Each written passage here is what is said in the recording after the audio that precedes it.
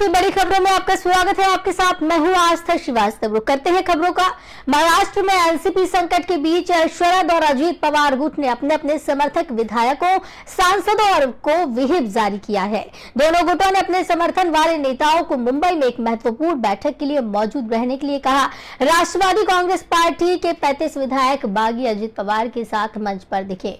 दोनों गुटों की अहम बैठक से पहले राज्य में पोस्टर वॉर भी छिड़ा। राकांपा अध्यक्ष की अनुमति के बिना उनकी तस्वीरों का उपयोग न करने के निर्देश के बावजूद अजीत पवार के शिविर बैठक स्थल पर शरद पवार की तस्वीरों का इस्तेमाल किया गया। सूत्रों ने दावा किया है कि अजीत पवार का खेमा बैठक के बाद चुनाव आयोग से संपर्क करने के विकल्प पर विचार कर रहा है और उम्मीद है कि वो एनसीपी पार्टी के नाम और चुनाव चिन्ह पर दावा पेश करेगा।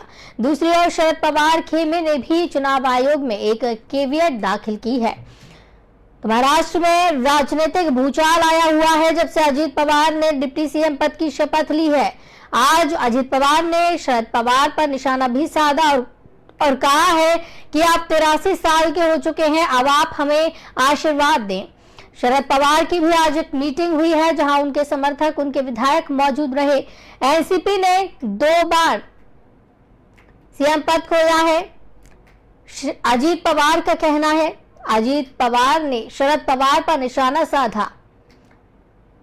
महाराष्ट्र में सियासी भूचाल छिड़ा हुआ है, सियासी भूचाल आया हुआ है और ये दूसरी बार है जब किसी पार्टी में 2 धड़े देखने को मिल रहे हैं। महाराष्ट्र के अंदर पिछले साल जब एकनाथ शिंदे महाविकास आघाड़ी से अलग हुए थे 40 विधायक लेकर, उसके बाद भी शिवसेना पर दावा ठोका गया था और असली और नकली शिवसेना को लेकर इस दौरान भूचाल देखने को मिला था और अब एक बार फिर से वही स्थिति महाराष्ट्र में बनती हुई नजर आ रही है। एनसीपी पर अजीत पवार दावा ठोक सकते हैं। शरद पवार खेमे ने चुनाव आयोग में केवियट पहले ही दाखिल कर दी है।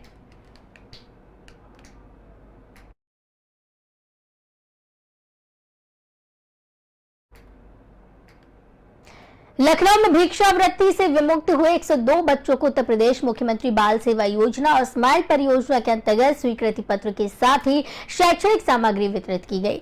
इस कार्यक्रम में सीएम योगी ने भी अपना संबोधन दिया। क्या कुछ कहा, आपको सुनाते हैं।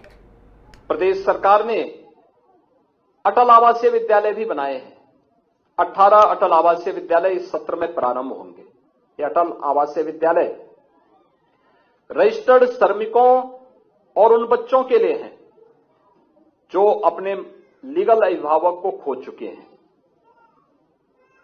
1ली से लेकर 12वीं तक उन बच्चों की निःशुल्क पढ़ाई, जिसमें सीबीएसई बोर्ड के पैटर्न पर हम उन विद्यालयों को चला रहे हैं। आवासीय विद्यालय हैं, उन विद्यालयों को संचालन इसी सत्र में हम लोग करने जा रहे हैं और वहां पे सभी प्रकार की सुविधाएं, रहने की, खाने की, पढ़ाई की सारी सुविधा प्रदेश सरकार वहन करेगी और उन बच्चों को उत्तम यानी क्वालिटी एजुकेशन की जो बात करते हैं वह उन विद्यालयों में प्रदान करने का कार्य होगा। इस सत्र में 18 विद्यालय हम चला रहे हैं, लेकिन हमारा प्रयास है कि अगले 1-2 वर्षों में हम प्रदेश के हर जनपद में एक विद्यालय और फिर उसके बाद प्रत्येक विकास खंड में एक विद्यालय की स्थापना के कार्यक्रम को आगे बढ़ाएंगे। बहुत सारी जगह में वह बच्चों को, जिनके पास स्कूल जाने का एक अवसर होता है, जिनके सुनहरे भविष्य के लिए सरकार की अनेक स्कीम है, उन स्कीम के माध्यम से, उन योजनाओं के माध्यम से उन्हें आगे बढ़ाया जा सकता है।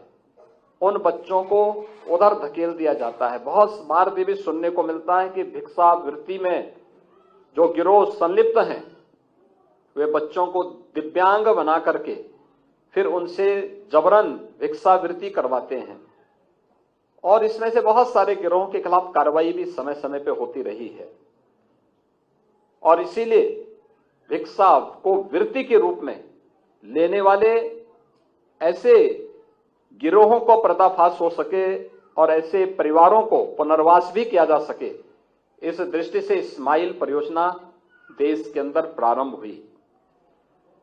मुझे प्रसन्नता है एक और 102 बच्चों को यहां पे पुनर्वास किया गया।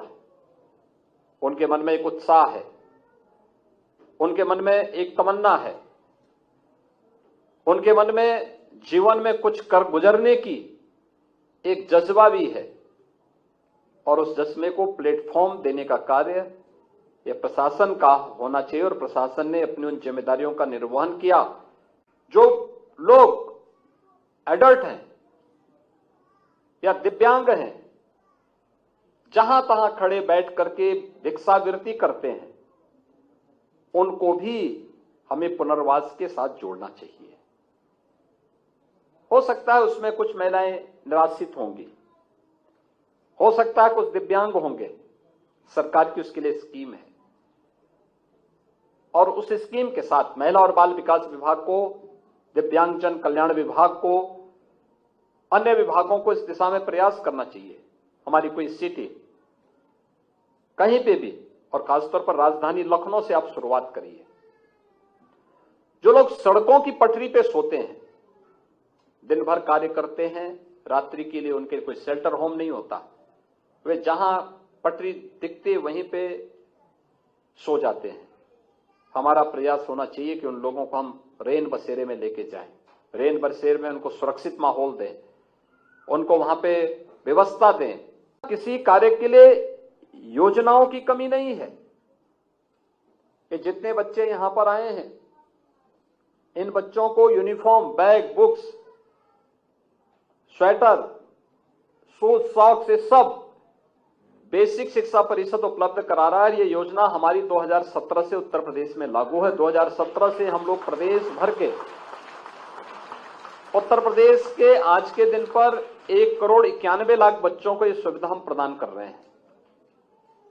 अनुमान करिए 1,91,00,000 बच्चे इस योजना के साथ जुड़े हैं और जितने भी बेसिक शिक्षा परिषद से जुड़े हुए विद्यालयों में बच्चे एडमिशन लेंगे, उनको इस सभी प्रकार की सुविधाएं उत्तर प्रदेश सरकार देने के लिए पूरी प्रतिबद्धता के साथ कार्य कर रही है।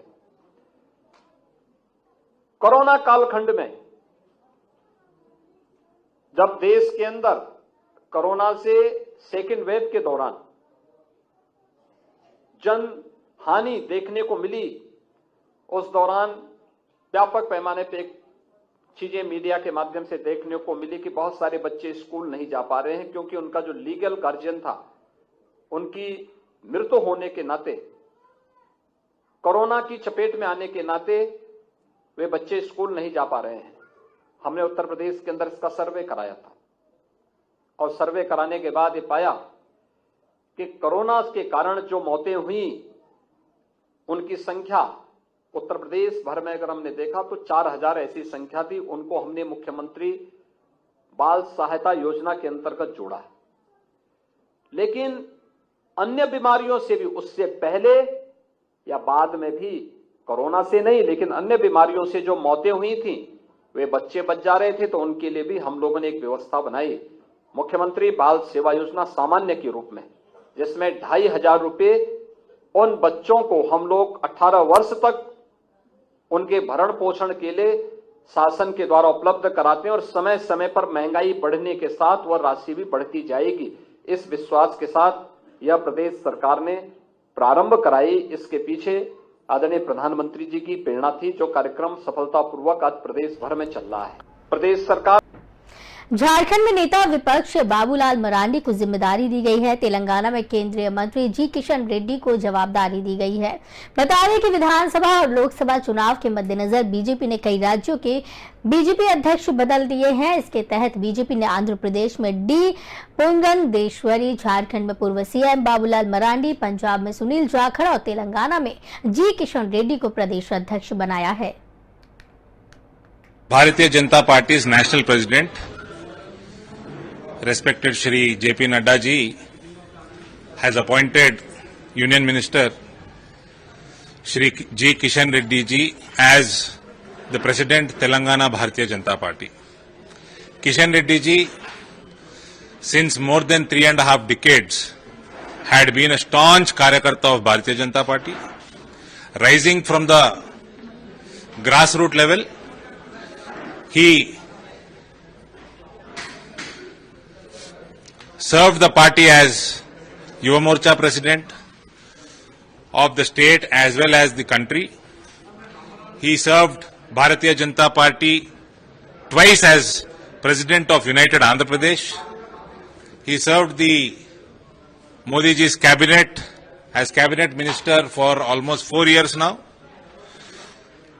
Mr. Kishan Reddy ji being appointed as Bharatiya Janata Party's Telangana head will strengthen the party. He is highly acceptable leader of this region. Under his leadership, all the party leaders will work in tandem on unitedly on one platform and make sure that Bharatiya Janata Party will defeat BRS here and form the government with ease in the state of Telangana. At the same time, we also thank Mr. JP Nadda for appointing the real true son of Telangana, who was in the forefront of the agitation, 7-time legislator, Shri Itala Rajender ji as Election Management Committee Chairman. This will also strengthen the party further. In both Mr. Kishan Reddy ji's and Shri Itala Rajender ji's leadership, Bharatiya Janata Party will fight the elections of 2023 December, Telangana Assembly elections, unitedly, and with the blessing of Lord Shri Ram, we will form the government here. Party ने, माननीय प्रधानमंत्री मोदी जी ने, अमित शाह जी ने और नड्डा साहब ने जितना बड़ा विश्वास मुझ पे दर्शाया है, मैं समझता हूं कि मेरी उतनी बड़ी जिम्मेवारी बनती है कि सारी पार्टी संगठन को साथ में लेके, हमारे साथियों को साथ लेके पूरी तरह पंजाब में बीजेपी का परचम फहराया जाए और पंजाब के हितों के ऊपर पहरा दिया जाए। इस बात के लिए ये जिम्मेवारी सौंपी गई है और मुझे पूरा विश्वास है कि पूरी संगठन के साथ मिलके हमारे प्रधानमंत्री उनके दिशा निर्देश के अंदर पंजाब के हितों पे हम दिल्ली की कोर्ट में एक बार फिर फायरिंग की घटना सामने आई है। 30 हजारी कोर्ट में वकीलों की आपस में बहस और झगड़े के बाद गोलीबारी हुई।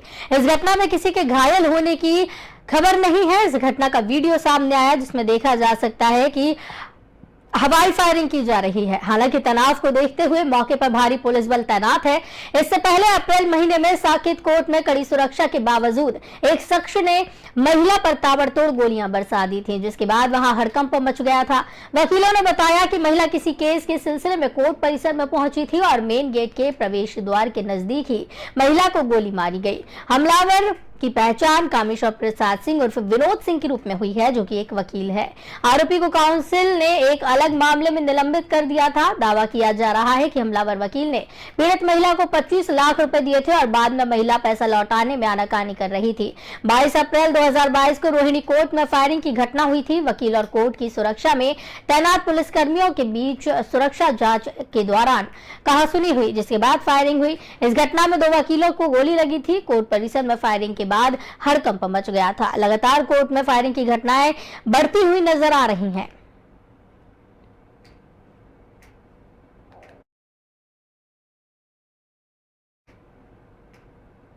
मध्य प्रदेश में सीधी से एक वीडियो सामने आया था जिसमें एक बीजेपी नेता प्रवेश शुक्ला नाम के व्यक्ति ने एक आदिवासी व्यक्ति के मुंह पर पेशाब की थी।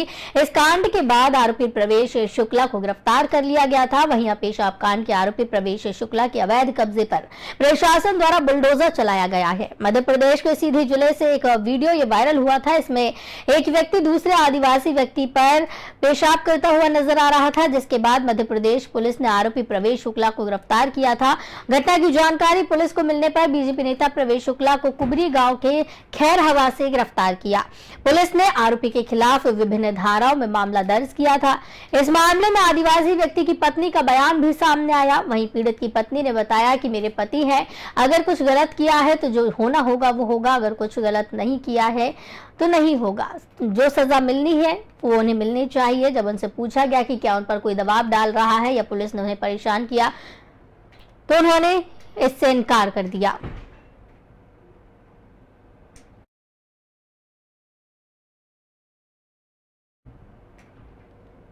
गहलोत सरकार के खिलाफ आज बीजेपी महिला मोर्चा की कार्यकर्ताओं ने थाली बजाकर प्रदर्शन किया। थाली बजाते हुए महिलाओं ने सीएमआर की ओर कूच किया, लेकिन पुलिस ने महिलाओं को सिविल लाइंस फाटक पर बैरिकेड्स लगाकर रोक दिया। महिलाओं ने बैरिकेड्स लांघकर आगे जाने की कोशिश की। इस पर कार्यकर्ताओं और पुलिस के बीच में धक्का मुक्की हुई। इस दौरान भरतपुर सांसद रंजीता कोहली सहित 2 कार्यकर्ता बेहोश हो गयी। उन्हें एसएमएस अस्पताल में भर्ती करवाया गया, जहाँ महिला मोर्चा ने प्रदेश में महिलाओं के खिलाफ हो रहे अपराध के खिलाफ ये प्रदर्शन किया। पहले बीजेपी कार्यालय पर सभा हुई, इसके बाद महिलाएं सीएम हाउस घेरने के लिए रवाना हुई। हालांकि उन्हें बीच में रोक दिया गया। इसके पहले बीजेपी कार्यालय में थाली लेने के लिए भी कार्यकर्ताओं में होड़ मची रही। दरअसल कार्यकर्ताओं को थाली बजाते हुए सीएमआर जाना था, इसलिए थाली बांटी जा रही थी। इस दौरान थालियां कम पड़ गईं।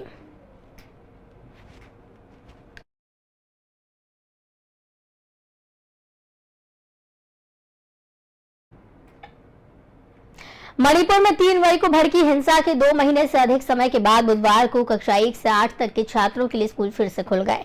अधिकारियों ने बताया कि कुल 4521 स्कूलों में कक्षा 1 से 8 तक की पढ़ाई शुरू हो गई है।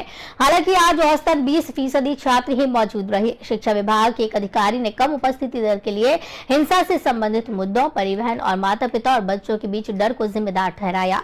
इस बीच 96 स्कूल बंद है, क्योंकि परिसर में विस्थापित लोगों के लिए राहत शिविर बनाए गए हैं। इनमें से सबसे अधिक 41 स्कूल चुराचांदपुर जिले में है। इसके बाद 17 विष्णुपुर में, काकचिंग में 10, कांगपोकपी और इम्फाल पूर्व में 8, उखरूल और टेंगनोपाल में 4 और इम्फाल पश्चिम और थौबल में 2 स्कूल अब भी बंद हैं। मुख्यमंत्री एन बीरेन सिंह ने कहा कि विस्थापित लोगों के लिए भी प्री फैब्रिकेटेड घरों का निर्माण पूरा होने के बाद कक्षा 9 से 12 के छात्रों के लिए स्कूल खोले जाएंगे। मणिपुर सरकार ने पहले 21 जून से और बाद में 1 जुलाई से स्कूल खोलने का फैसला किया था, लेकिन ऐसा नहीं हो सका। जातीय हिंसा भड़कने के बाद विभिन्न समुदायों के 50,000 से ज्यादा लोग राज्य भर में 350 से अधिक राहत शिविरों में शरण ले रही हैं। इस संघर्ष में अब तक लगभग 150 लोग मारे गए और 500 से अधिक लोग घायल हुए, जबकि घर, दुकान, वाहन सहित बड़ी संख्या में संपत्तियां नष्ट हुई।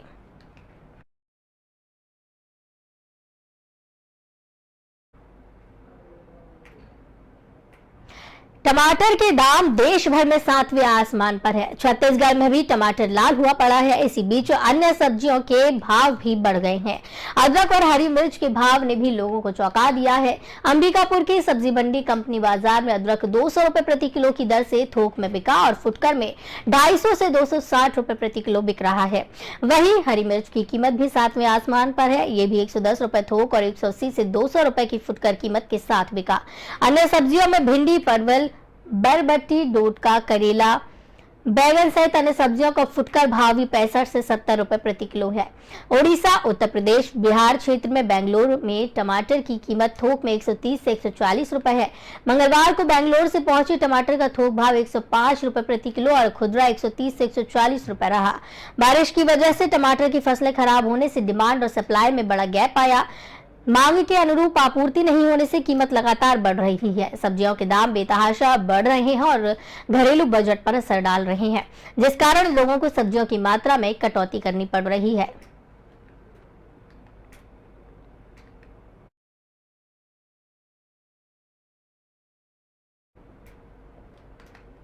मधुबनी में बुधवार रात करीब 1 बजे से लगातार मूसलाधार बारिश हो रही है। आलम यह है कि शहर की सड़कें, सदर अस्पताल और मोहल्ले जलमग्न हो गए हैं। जिले के सभी प्रखंड क्षेत्रों में रात से ही बारिश हो रही है। मधुबनी शहर के गरियानी, तिहोत कॉलोनी, विनोदानंद झा कॉलोनी, सदर अस्पताल परिसर, प्रगति नगर समेत कई मोहल्लों में पानी भर गया। गडियानी में नाले का पानी लोगों के घरों में घुस गया। झंझारपुर रेलवे स्टेशन बाजार में पानी भर गया। बेनीपट्टी बाजार, खोटौना, मधेपुर, बिस्फी, हरलाखी समेत कई प्रखंड क्षेत्र के मुख्य बाजार की सड़क पानी से भर गई। वहीं झंझारपुर में कमला बालन नदी का जलस्तर बढ़ गया। खेतों में भी पानी घुस गया। खोटौना प्रखंड के सभी जगहों पर रात से ही बारिश हो रही है। झंझारपुर में भी 1 बजे रात से भारी बारिश ने जनजीवन अस्त व्यस्त किया। बिस्फी में अहले सुबह मेघ गरज रही है। इधर दरभंगा मेडिकल कॉलेज अस्पताल के केंद्रीय ओपीडी में भी बारिश का पानी घुस गया। जल जमाव होने से मरीज सहित डॉक्टर और कर्मी परेशान होते रहे। पूरे जिले में अब तक 5 जुलाई को 852 mm बारिश हुई है। औसत प्रखंड में 88 mm बारिश हुई है।